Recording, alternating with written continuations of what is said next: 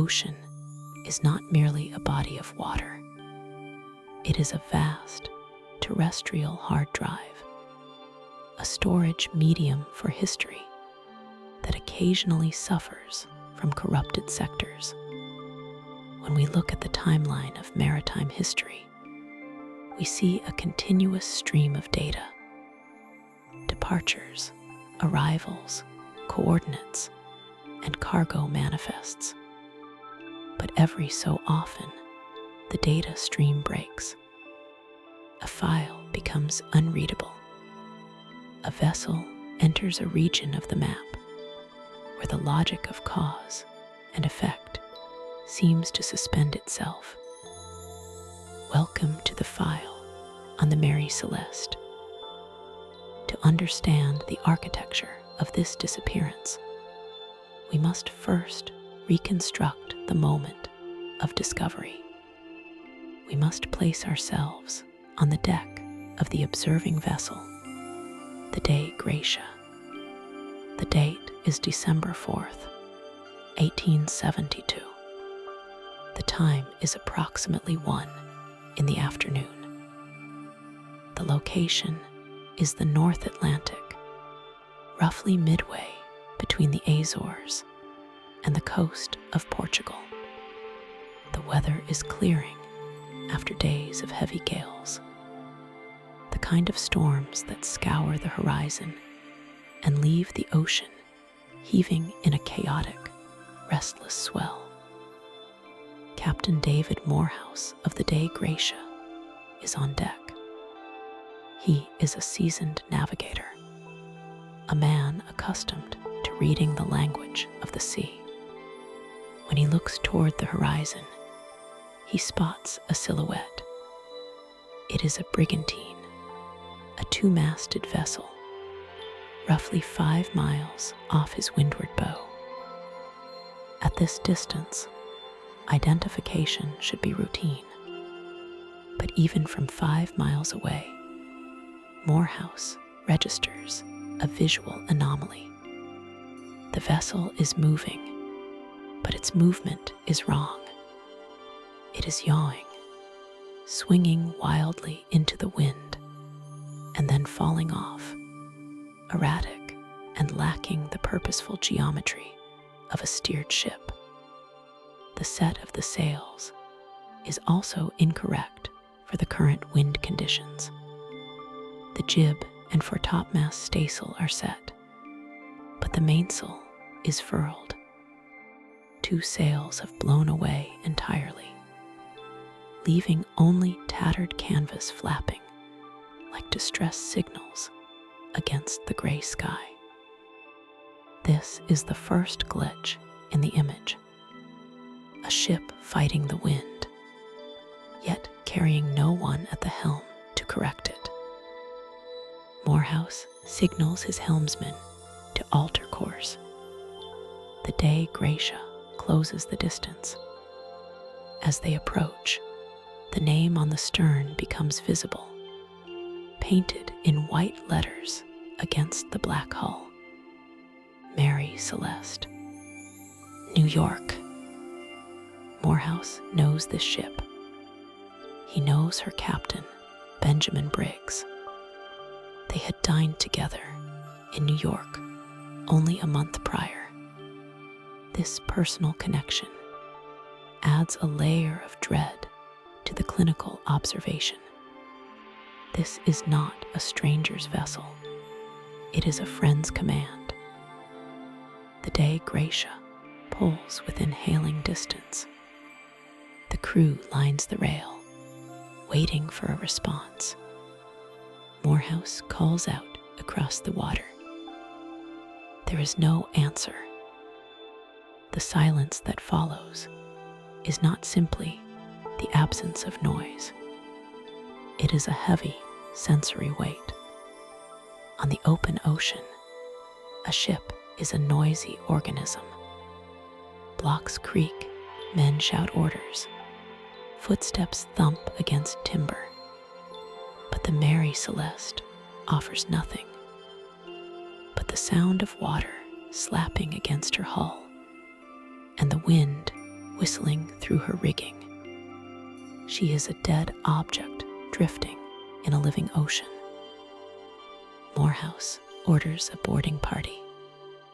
First mate Oliver DeVoe and second mate John Wright launch a small boat. They row across the chopping swell, the physical gap between the two ships serving as a threshold between the known world and the unknown. As DeVoe and Wright climb the side of the Mary Celeste, they prepare for a crime scene or a medical disaster. They expect piracy or plague. What they find is far more unsettling. They find a vacuum. DeVoe steps onto the deck. The wood is wet, slick with the spray of the sea. The wheel, the nerve center of the ship, is unmanned. It spins loosely, unbound, allowing the rudder to drift with the currents. Upon inspection, the binnacle, the housing for the ship's compass, has been knocked out of place and destroyed. The glass is shattered. The compass card itself is likely lying on the deck, useless. This is a critical detail. The compass is the ship's orientation to reality. Its destruction suggests a moment of violence or panic. Yet the rest of the deck shows little sign of struggle. The two men move forward, their boots echoing in the quiet. They check the pumps. One of the pumps has been drawn, meaning the sounding rod, the tool used to measure water in the hold, is lying on the deck next to it. It is a sign that someone was checking the ship's integrity moments before the end. They drop a sounding rod into the hold. It comes back wet. There is 3.5 feet of water in the bottom of the ship. This sounds catastrophic to a layman, but to a sailor, it is negligible. A wooden ship of this size, heavily laden, will always take on some water. 3.5 feet is sloppy, perhaps uncomfortable, but the Mary Celeste is a sturdy vessel. She is nowhere near sinking. She is buoyant, seaworthy, and safe. So why is she empty? DeVoe and Wright descend into the cabin, crossing the threshold from the exterior deck into the intimate living spaces of the crew and captain. This is where the high strangeness of the incident truly sets in. In the main cabin, the windows are boarded up with canvas and wood, likely to keep out the heavy seas from the previous storms. The darkness is pierced only by the light coming down the companionway. The air is stale, smelling of damp wood, and perhaps the faint, lingering scent of oil from a lamp that burned itself out days ago. The scene is frozen. It is not a scene of chaos, but of interruption. There are rumors, promulgated by later fiction writers, that cups of tea were found still warm and breakfast was on the table. We must correct this data. The reality was colder and more desolate. There was no warm food, but there were everyday items scattered with a casualness that defies the logic of abandonment. A rosewood melodeon, a small reed organ, stands silent against the wall. Books are on the shelf. In the captain's cabin, the personal effects of Benjamin Briggs, his wife Sarah, and their 2-year-old daughter Sophia are largely undisturbed. Clothing is packed away in chests. A child's toys are present. The impression is one of a sudden, total evacuation, yet without the accompanying signs of violence. There is no blood. There are no scorch marks. There are no signs of a struggle. However, there are anomalies in the inventory. The ship's papers are missing. The captain's navigational instruments, his sextant, his chronometer are gone. These are the tools a man takes only if he expects to navigate a lifeboat to safety. And that brings us to the most glaring absence. The Mary Celeste carried a single lifeboat, yawl-rigged, lashed across the main hatch. It is gone. A section of the rail on the starboard side has been removed. A clear indication that the boat was launched intentionally. But why launch a lifeboat from a seaworthy ship into the middle of the Atlantic Ocean? Devoe continues his sweep. He enters the galley. The stove is knocked out of place, a testament to the violence of the recent storms. Cooking pots and pans are scattered. The floor is wet. This suggests the ride had been rough, perhaps terrifyingly so, but the ship itself held together. He moves to the cargo hold. The Mary Celeste was carrying 1,701 barrels of denatured alcohol. Dangerous, flammable cargo. Devoe peers into the gloom. The barrels appear secure. They are stowed properly. There is no smell of fumes, no evidence of an explosion. Returning to the captain's cabin, Devoe finds the ship's logbook on the desk. This is the black box of the 19th century. He opens it, looking for the final entry. The date is November 25th. At 8 in the morning, the entry places the Mary Celeste 6 miles off the island of Santa Maria in the Azores. Devoe pauses. Today is December 4th. This means there is a 9-day gap between the last written word of Captain Briggs and the arrival of the Dei Gratia. 9 days of silence. More disturbingly, the location of the discovery is nearly 400 miles east of the location in the logbook.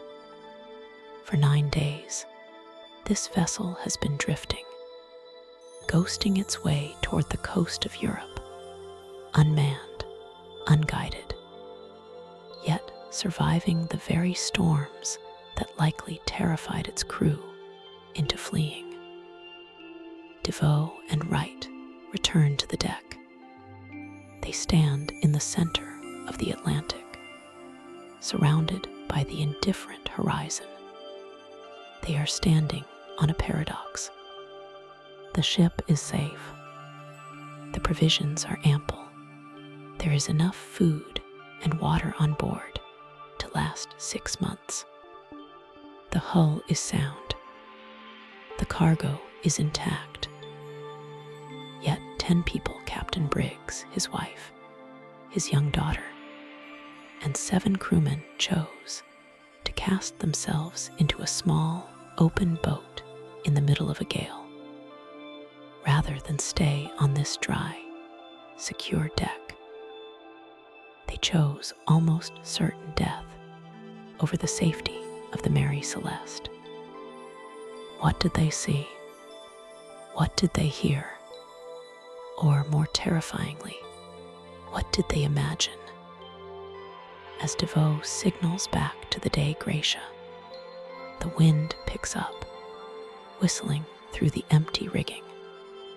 The Mary Celeste groans, a wooden carcass drifting without a soul.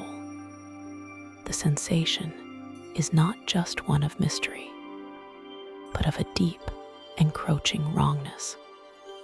The interface between human logic and the reality of the ocean has shattered here.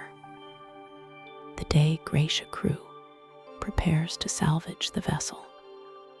They do not know it yet, but they are towing a ghost story. They are towing an enigma that will resist decryption for over a century and a half. The hardware is intact, but the users have vanished, deleted from the system without a backup. This is the incident. The static is loud, and the signal is lost. End of part 1. Part 2. The context. To understand the anomaly of the Mary Celeste, we must first dismantle the myth and examine the machinery of the era. We must step away from the fog of the Atlantic and step onto the cobblestones of the New York waterfront in 1872. We are looking at a specific moment in maritime history, a threshold between the old world of superstition and the incoming tide of industrial logic. The year is 1872. The telegraph connects continents, and steamships are beginning to choke the trade winds with soot.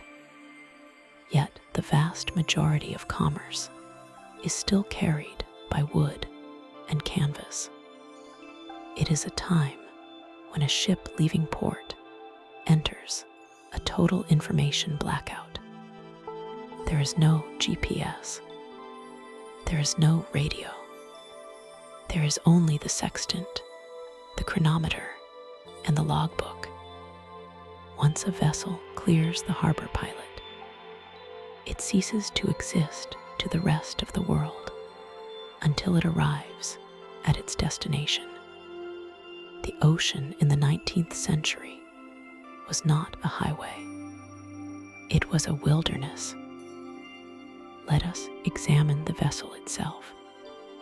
Before the world knew her as the Mary Celeste, she carried a different name and a darker reputation. She was launched in Nova Scotia in 1861 as the Amazon. Her history, from the moment her keel was laid, reads like a catalog of maritime misfortunes.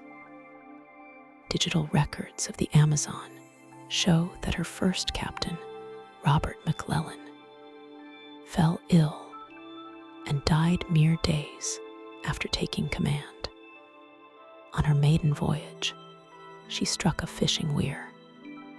In the years following, she collided with a brig in the English Channel.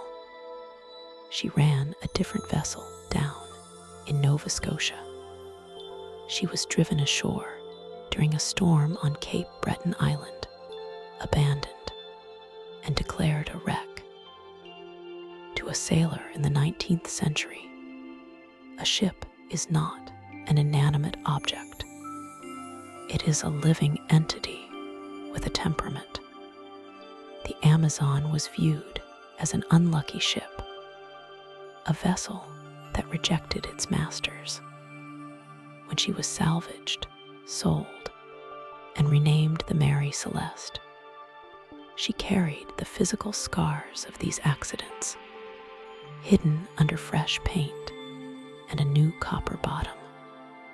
But to the superstitious mind, the paint changes nothing. The architecture of the ship retained its memory of disaster. When we analyze the Mary Celeste as a physical space, we are looking at a half-brig measuring 103 feet in length.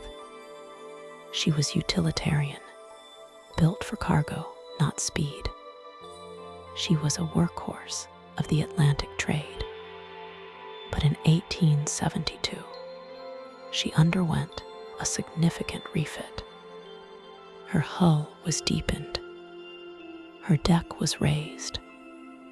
These modifications are crucial because they altered the center of gravity and the hydrodynamics of the vessel.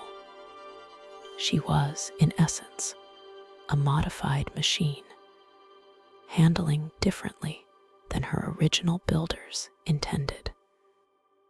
Now consider the human element. The popular narrative often drifts toward mutiny or madness, but the dossier on Captain Benjamin Briggs suggests the exact opposite. Briggs was 37 years old, a stalwart of New England maritime tradition. He was a teetotaler, a devout Christian, and a man known for strict discipline and high professional standards. He was not a man prone to flight of fancy. He was an investor in the ship, owning shares in the enterprise. To abandon the Mary Celeste was to abandon his own financial future. He brought his domestic life with him. His wife, Sarah, and their 2-year-old daughter, Sophia, were on board. Sarah Briggs was not a passive passenger. Her letters reveal a woman who found the sea tedious but necessary. She brought a melodeon, a type of small organ, on board to provide music. She created a sphere of Victorian domesticity within the cramped, damp quarters of a merchant brig. This detail is haunting. It implies that the Mary Celeste was not a ship of tension and fear, but a floating home. The sudden cessation of this domestic routine creates a dissonance that is difficult to reconcile with a voluntary departure. The crew manifests reveal a team of 7 competent seamen. 4 were German, 2 were American, and 1 was Danish. We have analyzed their backgrounds. Albert Richardson, the first mate, had sailed with Briggs before. He was trusted. The crew were not Shanghai drifters picked up from a gutter in the Bowery. They were professional sailors with clean records. The friction required for a mutiny simply does not appear in the data. There is no evidence of a tyrannical captain or a disgruntled lower deck. The sociometric profile of the ship is stable. This stability forces us to look at the cargo. The Mary Celeste was carrying 1,701 barrels of denatured alcohol. This was industrial spirit, intended for fortifying Italian wines. It was volatile, toxic, and dangerous. The logistics of 1872 lacked the safety protocols of the modern era. The barrels were made of red oak.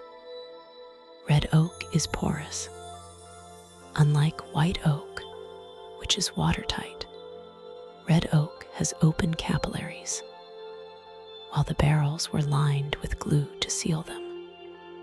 The constant motion of the Atlantic, combined with the temperature fluctuations of a winter crossing, introduced a variable that the crew may not have fully understood. As the ship moved from the cold waters of the North Atlantic into the warmer currents near the Azores, the alcohol inside the barrels would expand. The vapor pressure would rise. We know from the salvage reports that 9 of the barrels were found empty. Not broken, but empty. This suggests leakage or evaporation. Imagine the olfactory environment of the hold. A confined space filling with the fumes of raw alcohol. In the 1870s, the fear of fire and explosion on a wooden ship was the primary psychological terror for any mariner. A spark, a shifting lantern, or even the friction of hoops rubbing together could turn the ship into an inferno. This brings us to the geography of the disappearance. The location is the Azores, a cluster of volcanic islands in the middle of the Atlantic. In late November and early December, this region is a weather factory. Low-pressure systems churn across the water, creating confused seas and unpredictable winds. But the Azores are also geologically active. The seabed here is restless. There are accounts from the era of submarine earthquakes and seismic tremors that can be felt through the hull of a ship, a phenomenon known as seaquakes can cause water to cavitate, creating a sensation that the ship has struck a reef, even in deep water. To a crew already on edge, perhaps smelling the leaking fumes of their cargo, a sudden, violent shudder from the deep could be interpreted as an imminent explosion. We must also consider the technology of the lifeboat. The Mary Celeste carried a single yawl boat lashed across the main hatch. It was their only escape vector. In a modern context, launching a lifeboat is a desperate, last resort measure. But in the context of 1872, with a volatile cargo and a perceived catastrophic failure of the ship, getting into the boat might have been seen as a temporary tactical withdrawal. The logic would be to trail behind the ship, attached by a tow line, to wait and see if the vessel exploded. The line is the critical missing link. A tow line, known as a painter, would connect the small boat to the main vessel. If that line parts, the separation is immediate and permanent. A brig like the Mary Celeste, even with reduced sail, moves faster than men can row. In the vast, monochromatic landscape of the heavy Atlantic swell, a distance of a few hundred yards is enough to break visual contact. There is another layer to this context, one often overlooked: the relationship between Captain Briggs and Captain Morehouse of the Dei Gratia, the ship that eventually found the Mary Celeste. They were friends. They had dined together in New York before setting sail. They were following a similar route. Some theories suggest conspiracy, a planned salvage fraud. But the economics do not support this. The risk of scuttling a ship or staging a disappearance in the unpredictable Atlantic winter outweighs the salvage reward. Furthermore, the The salvage hearings in Gibraltar were adversarial. The Admiralty Court suspected foul play and investigated Morehouse relentlessly. They found nothing. The friendship serves only to deepen the tragedy. It was a friend who found the empty tomb of his peer. The cultural moment of the late 19th century also plays a role in how we remember this event. This was the era of spiritualism, of Arthur Conan Doyle, of a public fascination with the unseen. When the story broke, it was not treated merely as a maritime accident. It was consumed as a Gothic mystery. The press of the time, unbound by strict journalistic integrity, embellished the details. They spoke of warm cups of tea, sleeping cats, and meals still smoking on the table. Digital forensics of the original salvage documents prove these details are false. The ship was wet. The skylights were open. There was no meal on the table. The reality was a damp, abandoned vessel, not a frozen moment in time. But the public consciousness preferred the ghost story to the meteorological reality. So here is the stage as it was set in December 1872. A cursed ship, formerly the Amazon, carrying a volatile, explosive cargo in porous barrels. A devout captain with his family, navigating through a region of volcanic instability and winter storms. A crew that is competent, but living in a wooden shell that is slowly filling with explosive fumes. And surrounding them, thousands of miles of silence. The context is not one of supernatural intervention. It is a convergence of industrial chemistry, wooden ship physics, and the psychological pressure of command. The mystery lies in the sequence of seconds where a decision was made. The decision to lower the boat. In the next part, we will walk through the vessel itself.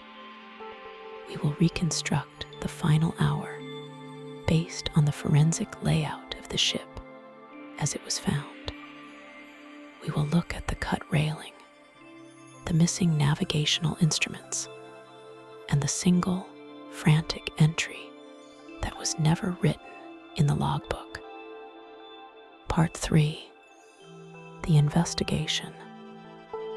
To understand the investigation of the Mary Celeste, one must first understand the environment in which it took place. We are moving from the chaotic, indifferent silence of the Atlantic Ocean to the rigid, bureaucratic, and deeply suspicious atmosphere of the Vice Admiralty Court in Gibraltar. If the ocean is a place of liminal horror, the courtroom is a place of forensic dissection. The date is December 1872. The Mary Celeste has been brought to port by the crew of the Dei Gratia. Almost immediately, the salvage hearing transforms into a criminal inquiry. The man at the center of this shift is Frederick Solly Flood, the Attorney General for Gibraltar. In the annals of this mystery, Flood acts as the primary antagonist to the truth. He was a man who did not like anomalies. He required a narrative, and the narrative he constructed was one of violence. Flood described the vessel not as a victim of circumstance, but as a crime scene. He immediately ordered a survey of the ship, searching for what he termed the traces of a dark deed. This is where the initial data points become corrupted by human bias. The physical evidence, which should have been objective, was viewed through a lens of presumed guilt. Let us look at the artifacts presented to the court. First, a sword found under the captain's bed. It was reported to have discoloration on the blade. Flood insisted this was blood. It fit his theory of a drunken mutiny or a violent uprising. However, we must apply the chemical analysis of the time, which was surprisingly robust. Dr. J. Patron conducted tests on the substance. The result was not hemoglobin. It was citrate of iron. Rust. The sword had simply oxidized in the salt air. The narrative of a bloody coup began to dissolve. Yet the stain of suspicion remained on the record. Second, the rail. Reports stated there were deep cuts on the ship's railing, which Flood interpreted as evidence that bodies had been thrown overboard or that a struggle had taken place. Upon closer inspection by seasoned mariners, these marks were identified as the result of normal wear and tear, likely from loading cargo. They were not scars of violence, they were scars of commerce. Third, and perhaps most critical, was the liquid. The Mary Celeste was carrying 1,701 barrels of industrial alcohol. When the cargo was unloaded in Genoa later, 9 barrels were found to be empty. They were made of red oak, unlike the others, which were white oak. Red oak is more porous. The alcohol had likely leaked or evaporated. But to the investigators, this missing inventory suggested a crew that had broken into the cargo, become intoxicated, and murdered their officers. This theory falls apart when one considers the nature of the alcohol. It was denatured. It was poisonous. A seasoned crew would know that drinking it was a death sentence. The investigation in Gibraltar concluded without a definitive answer. The court awarded a salvage payment to the Dei Gratia, but it was a fraction of the ship's value. A clear signal that the court believed the salvagers were somehow complicit, or at least dishonest. The official report settled into an uneasy ambiguity. They could not prove murder, but they refused to rule it out. Now we must fast forward. We leave the dusty court records of the 19th century and enter the digital archaeology of the 21st. In the modern era, the Mary Celeste has become a node of obsession in the digital landscape. If you trawl through the archives of internet forums, specifically the subcommunities dedicated to maritime mysteries and unsolved history, you find a different kind of investigation. This is where the concept of the digital footprint becomes metaphysical. The crew left no digital trace. Obviously, but the data surrounding them has been digitized, quantified, and simulated. Modern meteorologists have reconstructed the weather patterns of the Atlantic for November and December 1872, using historical logbook data from thousands of ships. This is a massive, distributed data project. What they found aligns with the captain's log. There were storms, high winds, and rough seas, but nothing catastrophic enough to capsize a brigantine of that quality. The weather data suggests a rough ride, not a death sentence. Then there is the audio analysis of the theory of the pressure wave. This is a prominent theory in modern threads. It suggests that the alcohol fumes from the leaking red oak barrels built up in the hold. A spark, perhaps from the friction of the barrels rubbing together, caused a pressure explosion. Not a fire, but a cold expansion of gas that blew the hatch covers off. Dr. Andrea Sella of University College London demonstrated this in a controlled experiment. The explosion was violent enough to terrify a crew, yet it left no scorch marks. It is a clean explosion. In this scenario, Captain Briggs, fearing the ship was about to blow apart, ordered everyone into the lifeboat. They attached the boat to the ship via a long rope, the peak halyard, intending to trail behind until the danger passed. This brings us to the most haunting piece of evidence, the rope. When the Dei Gratia found the Mary Celeste, a rope was trailing in the water. It was not cut. It was frayed. This detail is crucial. If the rope had been cut, it implies a deliberate decision to sever ties.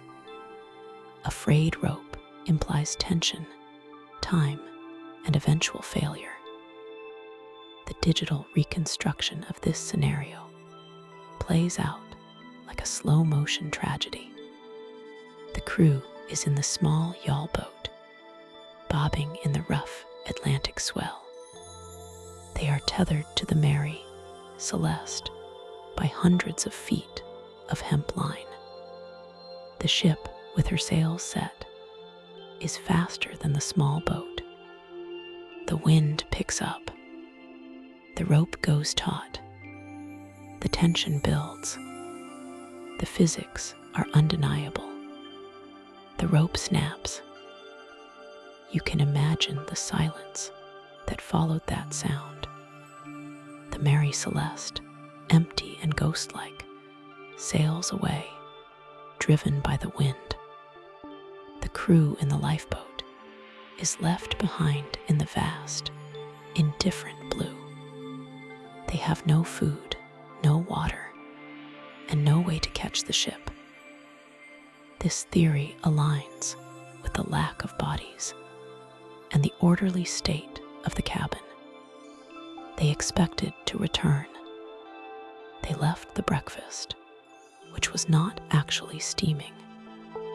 That is a myth added by fiction writers later. But they did leave their pipes and their rain gear. Why then does this remain unsolved? Why do we return to this specific incident when the ocean is full of shipwrecks? It remains unsolved because of the missing data packet, the human element. We have the stage, we have the props, but the actors have exited. Every theory, from the alcohol explosion to the seaquake to the waterspout, relies on a psychological assumption. We have to guess what Captain Briggs was thinking. We have to simulate the fear response of his wife, Sarah. We have to estimate the discipline of the crew. The digital forums are filled with users trying to debug this human error.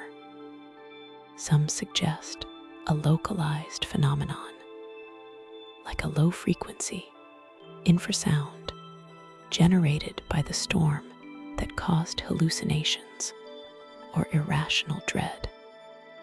This is known as the frequency of fear. Infrasound can induce panic, nausea, and a sense of being watched. If the hull of the ship was vibrating at 7 hertz or 19 hertz, the crew might have felt an overpowering urge to escape a vessel that felt evil. Others point to the chronometer. It was missing. The sextant was missing. The ship's papers were missing. This confirms an orderly departure. They took the tools of navigation. They believed they were going somewhere. The investigation is a loop. We feed the same data points, the alcohol, the rope, the sword, the weather into the machine, and the machine returns an error. The error is that rational people do not abandon a seaworthy ship. The Mary Celeste was, by all accounts, safer than the lifeboat. She remained afloat for weeks after the abandonment. She was sailed by a skeleton crew to Gibraltar.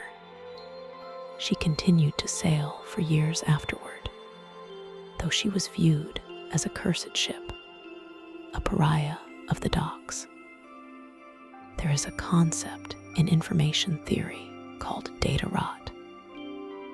Over time, the storage medium degrades and the information is lost. In the case of the Mary Celeste, the water is the medium. It washes away the biology, the paper, and the voice. What remains is the hard shell of the ship and the shadow it casts on history. The police reports from Gibraltar are dry, cynical documents. They wanted a hanging. They wanted a villain. But the ocean does not provide villains in the human sense. It provides entropy. In the final analysis of the evidence, we are left with a series of negatives. No fire, no blood, no leak, no bodies. The investigation failed because it was looking for a presence, when the answer was an absence. The mystery is not what was there, but what was taken away. As we close the file on the investigation phase, we must acknowledge the failure of logic. Sherlock Holmes once said that when you have eliminated the impossible, whatever remains, however improbable, must be the truth. But in the case of the Mary Celeste, we have eliminated the impossible, and what remains is not the truth. What remains is a void. The ship was a sealed room mystery, floating on a hostile planet.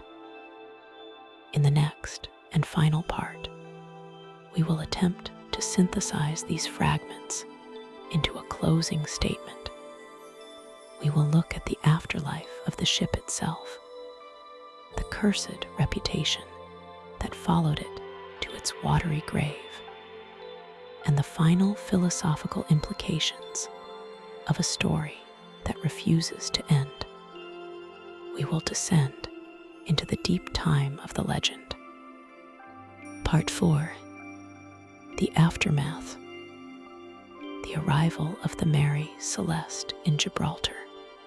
was not the end of the mystery, but the beginning of the mythology. When the heavy iron anchor splashed into the harbor waters on the morning of December 13th, 1872, it brought with it a silence that the world has been trying to fill for over a century. The ship sat low in the water, battered but intact, a physical anomaly that demanded an explanation. But the legal and cultural fallout that followed would prove to be as murky and turbulent as the storm that likely doomed her crew. We must first turn our attention to the Vice Admiralty Court in Gibraltar. If the Atlantic Ocean was the scene of the crime, this courtroom was the autopsy table. The inquiry was led by Frederick Solly Flood, the Attorney General of Gibraltar. In the annals of this case, Flood acts as a chaotic variable. He was a man described by historians as arrogant and prone to conspiracy. To his mind, ships did not simply empty themselves. There had to be a villain. There had to be blood. Flood focused his gaze intently on the crew of the Dei Gratia. He theorized that Captain Morehouse and his men had not salvaged the Mary Celeste, but had victimized her. He suggested treachery, piracy, and murder for the sake of the salvage money. The digital archives of the court transcripts reveal a man desperate to find a smoking gun. He ordered a meticulous examination of the ship. He found what he claimed were spots of blood on the captain's sword and deep gashes on the ship's rail, which he insisted were caused by an axe during a struggle. Science, even in 1872, eventually eroded his narrative. The blood on the sword was analyzed and determined to be rust and citrate of iron. The gashes on the rail were merely the wear and tear of the sea, likely caused by heavy equipment being moved. Yet the damage was done. The court eventually awarded the salvage money to the crew of the Dei Gratia, but the sum was a pittance.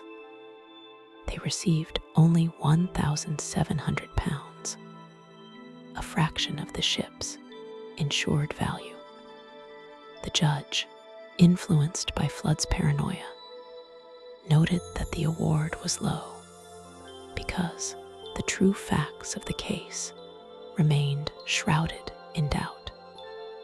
Captain Morehouse, a man who had risked his own crew to bring a ghost ship to port, left Gibraltar with his reputation stained, forever associated with a crime that never happened. The legacy of the vessel itself is a study in deterioration. The Mary Celeste became a pariah of the maritime world. Sailors, a notoriously superstitious demographic, refused to board her. She sat in the harbor rotting, a monument to the unknown.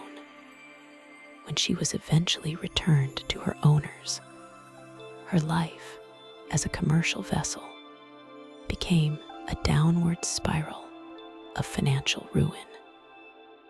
Tracing the ship's ownership history through the fragmented records of the late 19th century feels like watching a corrupted file degrade further with each copy. Her original owner, James Winchester, sold her at a massive loss to get rid of the bad omen. Over the next 12 years, the Mary Celeste changed hands 17 times. No one could make a profit with her. Captains fell ill. Cargoes arrived spoiled. She became a vessel of bad luck, a glitch in the system of maritime commerce. Her final end was ignoble, lacking the romance of her mystery.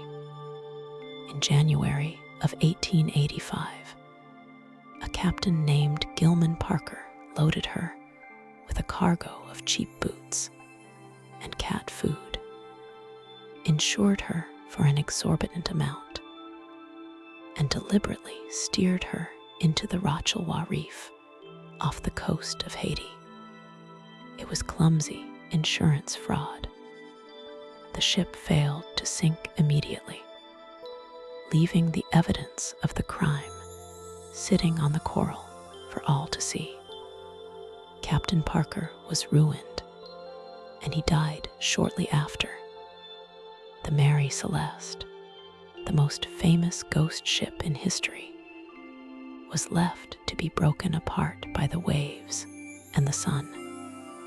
Her timber bleached white until she was indistinguishable from the driftwood surrounding her. Today, the physical site of the Mary Celeste is gone. The coral reef in Haiti holds her bones, but they are scattered and lost. Instead, the site of this mystery has migrated. It now exists in the digital ether, in the scans of logbooks, in the endless threads of internet sleuths, and in the pop culture distortions that have overwritten the truth. This brings us to the corruption of the narrative. The story of the Mary Celeste, as most people know, it is not history, but fiction. In 1884, a young Arthur Conan Doyle, years before he would create Sherlock Holmes, published a short story titled J. Habakkuk Jeffson's Statement. It was presented as a first-hand account of a survivor. Doyle changed the spelling of the ship's name to Mary Celeste, added details about half-eaten breakfasts still warm on the table, and invented a plot involving a vengeful ex-slave. This fiction acted like a virus. It infected the public consciousness so thoroughly that even today, casual retellings include the detail of the warm food and the still smoking pipes. None of that was in the official salvage report. The galley was a mess. Everything was wet, and there was no food on the table. The digital archaeologist must sift through layers of this sediment, the lies, the fiction, the sensationalism, to find the cold, hard data underneath. The media landscape surrounding the Mary Celeste is a testament to how uncomfortable we are with a vacuum. We prefer a lie to a question mark. So, what questions remain unanswered in the cold light of the 21st century? The primary question is not what happened, but why it happened so quickly. We know the chronometer and the sextant were missing. We know the ship's papers were gone. We know the lifeboat was launched, not torn away. This indicates an orderly, if hasty, evacuation. The prevailing theory, supported by modern analysis of the cargo, suggests a pressure divergence. The cargo was 1,700 barrels of industrial alcohol. 9 of those barrels were found empty. It is highly probable but the barrels leaked, filling the hold with volatile fumes. Imagine the scene. A small explosion blows off the hatch cover. Captain Briggs, fearing the ship is about to turn into a fireball, orders everyone into the yawl boat. They attach the boat to the ship with a long line, intending to trail behind until the fumes clear. Then the weather turns. The line snaps. The Mary Celeste, her sails set, catches the wind and pulls away. The crew, huddled in a small, open boat in the middle of the Atlantic, watches their salvation sail off toward the horizon, empty and indifferent. But this remains a theory. It does not explain everything. It does not explain why they left their navigational instruments behind if they thought they might be drifting. It does not explain the psychological state of the crew. Why did seasoned sailors abandon a seaworthy vessel so readily? Was there a collective panic, a hallucination caused by the fumes? The archives are silent on these human elements. We have the measurements of the ship, the dates of the log entries, and the manifest of the cargo. We do not have the fear. We do not have the sound of the wind drowning out the cries of the captain's daughter. As we close this file, we are left with the philosophical weight of the event. The Mary Celeste is the ultimate liminal space. It is a transition point that never resolved. It is a door that opened and never closed. It represents the specific terror of the open ocean, not that it is hostile, but that it is vast and capable of swallowing us whole without leaving a trace. In the digital age, we are accustomed to total surveillance. We expect black boxes, satellite tracking, and instant communication. The Mary Celeste reminds us of a time when humanity stepped into the void with nothing but wood and canvas. It reminds us that it is possible to simply vanish. The crew of the Mary Celeste did not die in a battle. They did not succumb to a plague. They stepped off the edge of the known world. They became data packets lost in transmission. When you look at the ocean today, even through the screen of a device, you are looking at the same water that held the lifeboat of Captain Briggs. The physics haven't changed.